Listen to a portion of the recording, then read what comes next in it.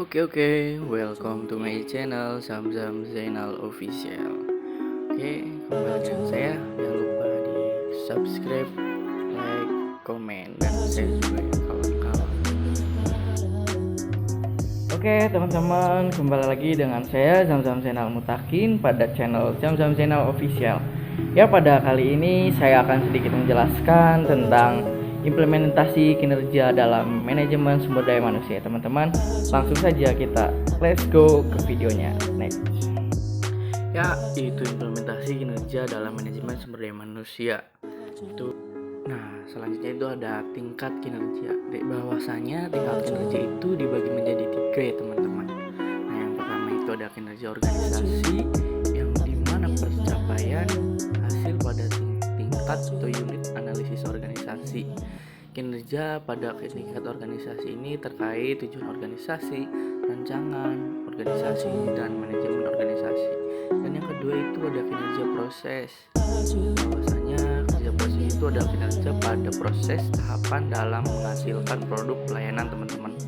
Dan yang terakhir itu ada kinerja individu atau pekerjaan efektivitas pada tingkat pegawai pekerjaan ini dipengaruhi tujuan pekerjaan, rancangan pekerjaan, dan manajemen pekerjaan serta karakteristik individu rumah teman-teman.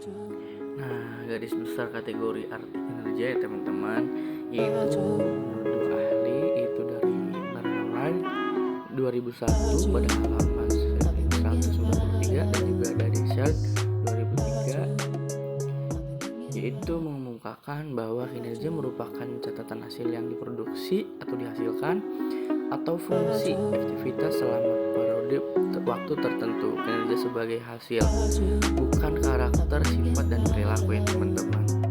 Bahwasanya kinerja juga merujuk pengertian sebagai perilaku merupakan seperangkat perilaku yang relevan dengan tujuan organisasi atau unit organisasi tempat orang bekerja.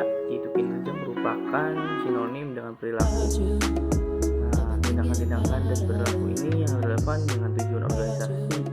Kinerja bukan konsekuensi atau hasil tindakan, tetapi tindakan itu sendiri teman-teman. Selanjutnya yaitu pendekatan pengukuran kinerja. Pendekatan ukuran standar kinerja dalam melakukan pengukuran ya teman-teman, itu ada aspek juga pengukuran kinerja. Bahwasanya aspek itu ada 6 ya teman-teman, bisa dibaca sendiri di sini. Dan jenis ukuran kinerja dan ukuran kinerja dalam dimensi kualitas. Bahwasanya pengukuran ini sangat penting ya teman-teman. Dari aspek itu dari 6 aspek ini, salah satunya adalah produktivitas, kualitas, ketetapan sekali waktu, putaran waktu, pengguna sumber daya, dan biaya teman-teman. Ini juga ada perspektif balance record, Soccer dengan mengembangkan pengukuran kerja teman-teman.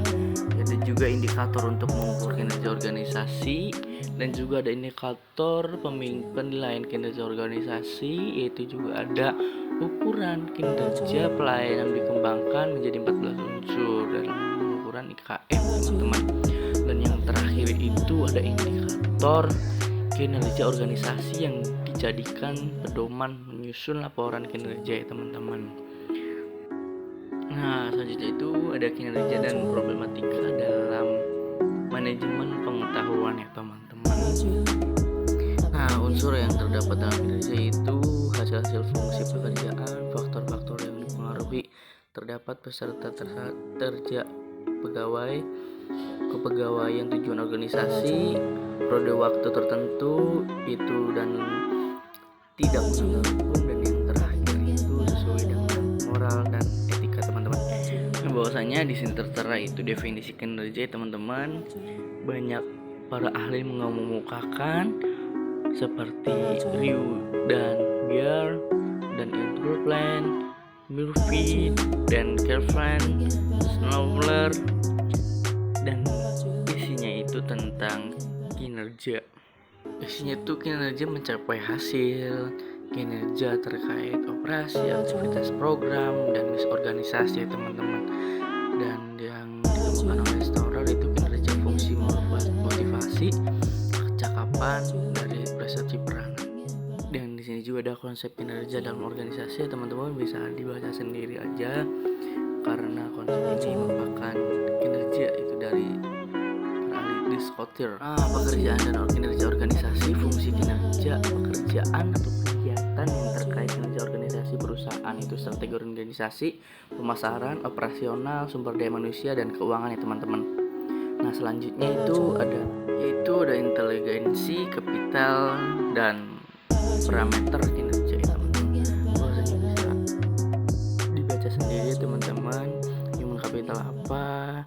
Human capital merupakan kebiasaan hidup itu, dan customer capital terdiri dari relasi, feedback, input, dan lain-lainnya teman-teman. Nah ini yang paling penting yaitu indikator kinerja organisasi, bahwasanya yang pertama itu ada performa, harus menghasilkan dan semangat untuk menghasilkan nilai.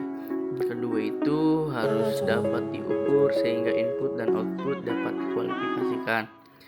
Nah dan terakhir itu bersifat seimbang antara orientasi keberhasilan jangka pendek dan jangka panjang. Bahwasanya di ketujuh ini teman-teman, ini yang mempengaruhi kinerja organisasi teman-teman. Faktor peningkatan kinerja juga itu adalah pendorong dan penghambat. Pendorongnya dengan salah satu audit modal intelektual bertujuan memonitoring dan mengatur modal intelektual perusahaan teman-teman, itu salah satu pendorongnya. Dan salah satu contoh yang penghambatnya teman-teman adalah yang pertama masalah yang elekat dalam sistem pengukuran manajemen pengetahuan itu sendiri teman-teman. Itu contoh dari penghambat. Oke, mungkin itu saja yang bisa saya pengetahuan dan kinerja organisasi teman-teman.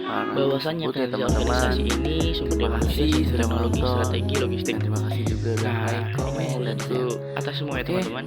Kinerja individual, perilaku, nilai keyakinan profesional, budaya organisasi, dan lain-lainnya.